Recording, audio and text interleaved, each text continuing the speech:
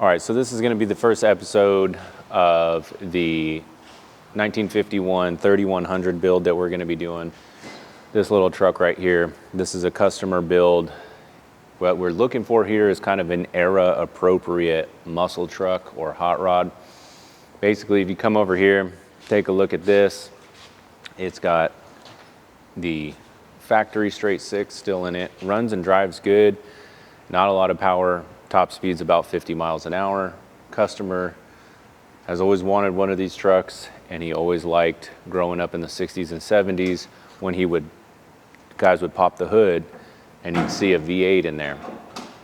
So he's brought us this truck, and then he's brought us this as well. This is a 1975 Corvette chassis. It's got a 350 cubic inch engine, a turbo 400, and then we got a rear end out of a 57, was it a Bel Air? Bel Air, 57 Bel Air rear end. So basically he's supplied us with all of the major parts. We're still gonna have to have a drive shaft made. We'll have to make some engine mounts and all that stuff, but we kind of wanted to do a follow along build series with this one because everybody really likes this truck.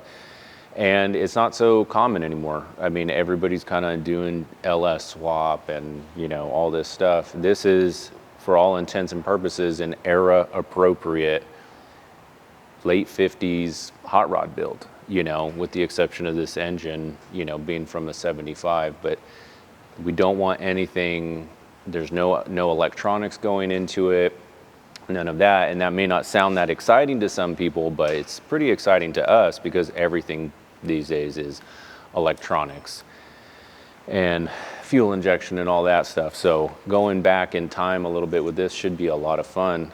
But it's a really sweet little truck, and we'll take you out for a quick ride in it and show you what it's like. All right, so as you can see, the interior of the truck's in fantastic shape. There's not really going to be any work in here. He's already had a custom bucket seat made. Interior, dash, all that stuff is in great shape. So figure we'll get this thing set up, go for a little ride.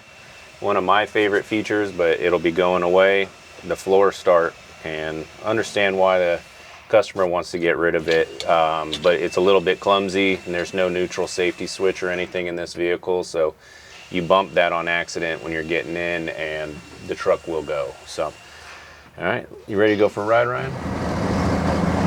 So that's 30 miles an hour, fourth gear. There's no tach. Well, yeah, he's got an aftermarket tach here. Let's see, it's a little all over the road, I'll be honest with you. Pull up the GPS real quick.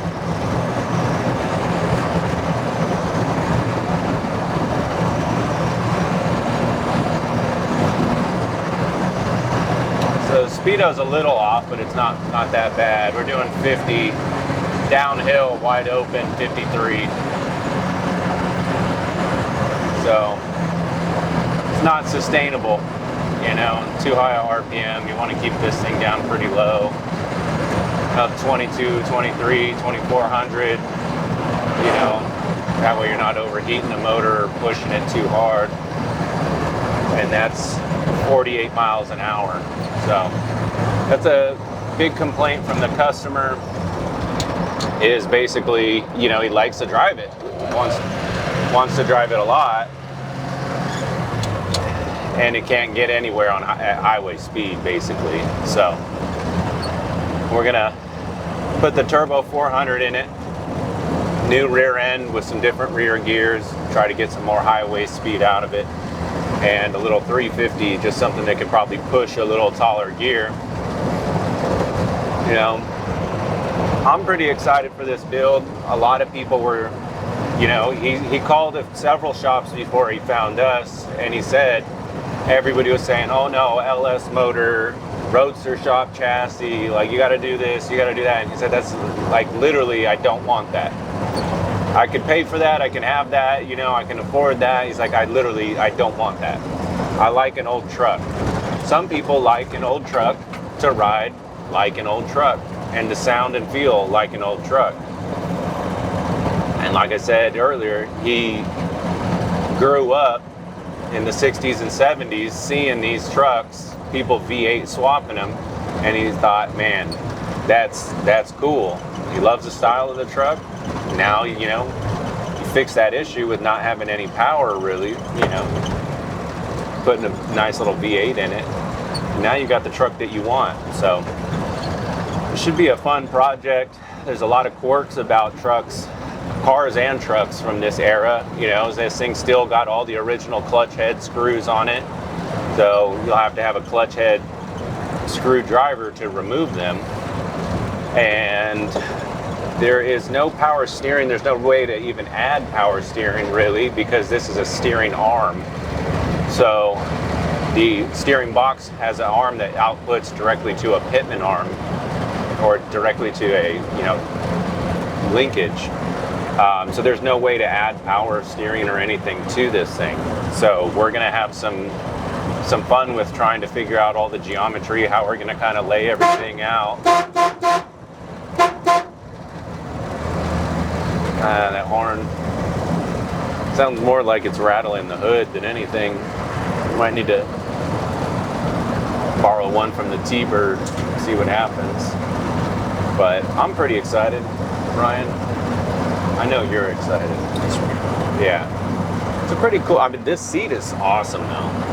Like, the truck is cool, and I think whoever built the seat and designed it did a great job. It's a little bit modernized, but it's not so out there.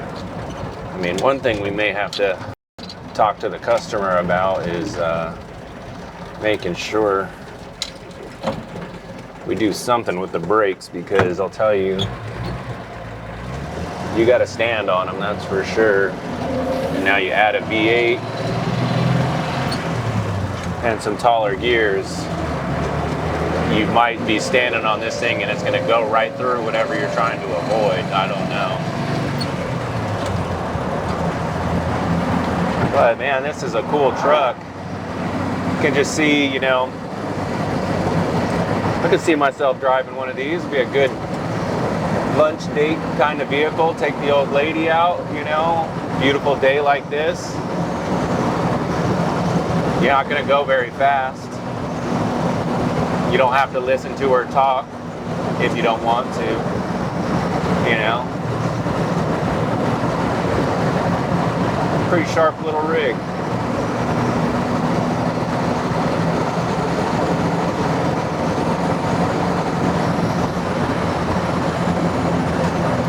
Okay, let's see. She runs cool, that's for sure. GPS. We're doing 50 miles an hour at 2,500 in the top end.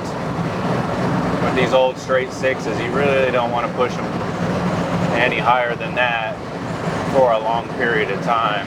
But I think the temp gauge is probably non-serviceable, not working, something, because I highly doubt that.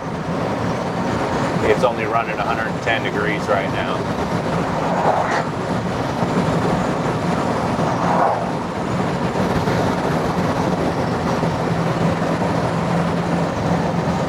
You know, a lot of these older trucks, like the one, like I have a 69 C10, and a lot of those trucks, you don't have a lot of leg room, or at least I don't. I'm about 6'3", about 215 pounds. I don't have a lot of leg room to have a standard transmission in it. This truck's got leg room for days for the standard trans. It's also got headroom. Got about 5 inches of headroom. So,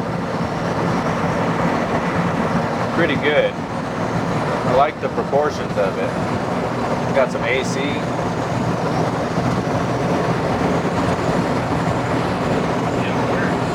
Yep, AC works.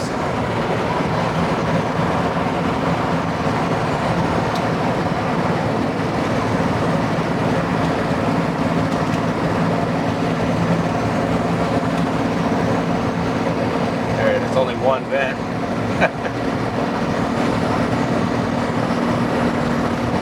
Looks like it's wired hot too, so. There's cold air right here. Oh, is it coming out over there too? Oh, it's got 2 vents. Oh no, 3. Oh yeah.